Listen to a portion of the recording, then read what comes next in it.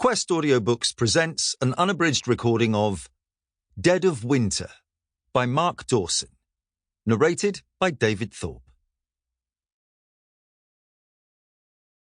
Chapter 1. The irony was that other people were scared of him. One look at his shaved head, tattoos, nose piercing and black boots, and pedestrians crossed the road. Especially this late at night, especially in a city like Prague, where ghosts from a darker time lurked in the shadows. He threw a quick glance over his shoulder and pulled his dark green bomber jacket tightly around him. The temperatures had plummeted overnight, taking everyone by surprise. The jacket wasn't enough to keep out the bitter cold, but he figured that if he kept up a brisk pace, he'd be all right. He didn't want to be the first one to turn up at one of the meetings in a warmer coat, seeing as how he was still trying to blend in even after all these months. It might not seem that way to outsiders, but the clothing was as strictly regulated as any uniform. If you broke ranks, people would spot it immediately.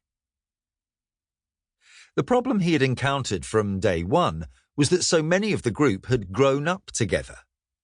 They'd drunk their first bottles of Plzeňský Razdon together, gone to their first heavy metal concert together, even beaten up their first victim together, usually a beggar or immigrant begging for change near one of the big hotels.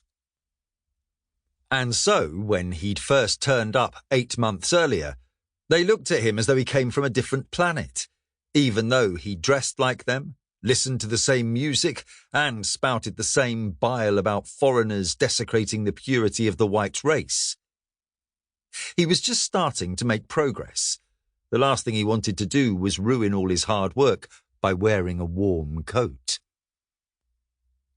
He spotted the distinctive shape of St. Vitus Cathedral looming in the darkness ahead and took a sharp right turn into a steep cobbled alleyway that would take him down to the Vltava River. He could hear the distant strains of an orchestra rehearsing and allowed himself a brief moment of respite from the unsmiling facade he'd had to maintain for so long. Dvorak, he thought to himself, recognizing the string movement. New World Symphony. It was a welcome change from metal.